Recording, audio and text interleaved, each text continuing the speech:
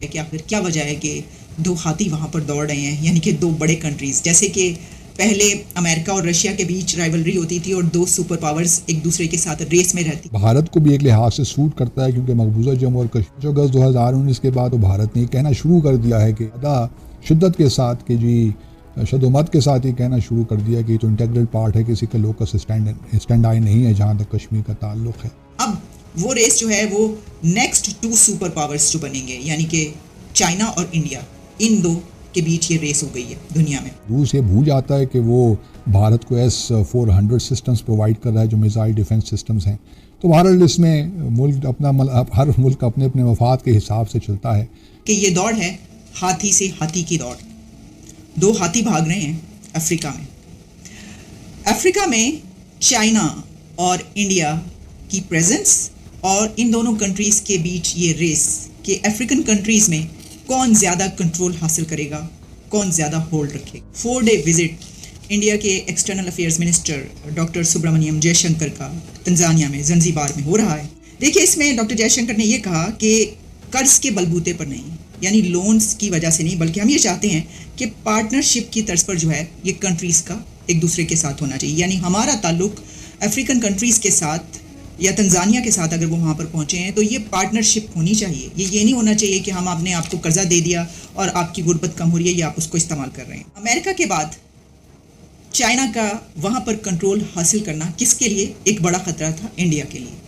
تو انڈیا نے کمال خوبصورتی کے ساتھ وہاں پر اپنا کنٹرول حاصل کرنا شروع کیا کہ چائنا کو پیچھے ہٹانے کے لیے انڈیا بھی. لیکن انڈیا نے یہ گیم پلے نہیں کرنے دیا. وہ اس طریقے سے وہی اسٹریٹجی تھی جو انڈیا کی افغانستان میں رہی کہ جو پبلک سپورٹ اور پبلک کی بھلائی کے کام ہوتے ہیں انڈیا نے وہ کیے. وہاں پر چائنا نے بھی انفراسٹرکچر ڈیولپ کیا، لیکن انڈیا نے اس طریقے سے کیا کہ جو ڈاکٹر جے شنکر نے کہا کہ ہم آپ کو لونز نہیں دے رہے، ہم لونز دے رہے ہیں لیکن ہم اور آپ پارٹنر ہیں، ہم پارٹنرشپ کی بیس پر یہ کریں گے.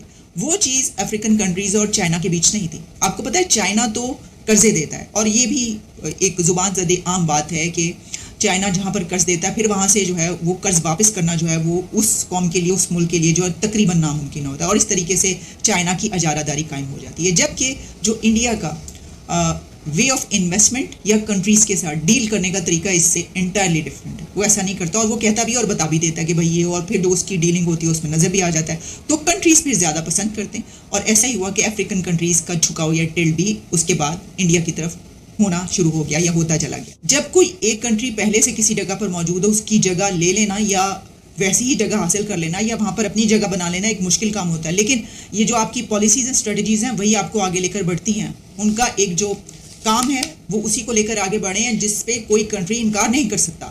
اب وہاں کے وہ لوگ خود کہتے ہیں افریقن کنٹریز کے کہ جو انڈیا سے ہمارے تعلقات ہیں. اچھا اس میں ایک اور چیز ہے، یہ بھی کہا جاتا ہے کہ جو کلچرل ویلیوز اور ہسٹوریکل پرسپیکٹو اور ہسٹوریکل ہیریٹیج جو ہے وہ بھی سملیرٹی ان کے بیچ زیادہ ہے چائنا کی نسبت. کہ انڈیا وہاں پر جو کام کر رہا ہے وہ لوگوں کی بھلائی کے ہیں، اور اس میں ہمیں نقصان اس لیے نہیں ہوتا کہ وہ جو ہوتا ہے نا کہ قرضہ دیا تو بس پھنستے ہی چلے گئے. تو انہوں نے جس طرح کہا ہے وہاں پہ جا کے کہ یہ پارٹنرشپ ہے، تو یہ ایک وہ والا کاری ضرب ہے یا کاری بار ہے جو چائنا پر لگائی گئی ہے کہ تم تو پیسہ دیتے ہو تو پھنسا لیتے ہو، ہم ایسا نہیں کر رہے. تو پھر کیا وجہ ہے کہ دو ہاتھی وہاں پر دوڑ رہے ہیں، یعنی کہ دو بڑے کنٹریز. جیسے کہ پہلے امریکہ اور رشیا کے بیچ رائیولری ہوتی تھی اور دو سپر پاورز ایک دوسرے کے ساتھ ریس میں رہتی تھیں. پہلے وہ دونوں ہاتھی دوڑا کرتے تھے ہر ریس میں دنیا میں، کہاں پر کون کیا حاصل کر رہا، ہم بھی وہاں پر پہنچ جائیں.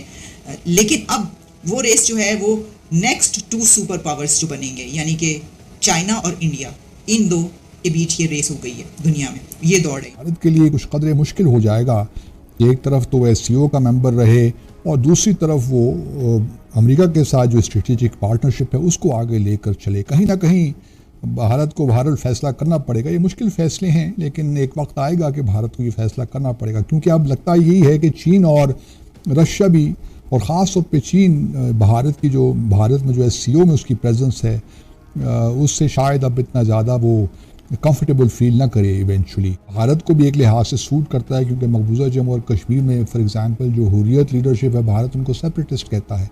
اب 5 اگست 2019 کے بعد تو بھارت نے یہ کہنا شروع کر دیا ہے کہ پہلے بھی خیر کہتا تھا لیکن اب زیادہ شدت کے ساتھ کہ جی شدومت کے ساتھ یہ کہنا شروع کر دیا کہ یہ تو انٹیگرل پارٹ ہے، کسی کا لوکس اسٹینڈ آئی نہیں ہے جہاں تک کشمیر کا تعلق ہے۔ باقی تو تمام ممالک چائنا کے BRI کو سپورٹ کرتے ہیں، صرف بھارت نہیں کرتا، اور اس میں لکھا ہوتا ہے ممالک کے نام کہ کون کون ممالک سپورٹ کرتے ہیں، اور اس میں صرف بھارت کا نام نہیں ہے۔ تو اس سے بھی واضح ہوتا ہے کہ ٹینشن ابھی موجود ہے۔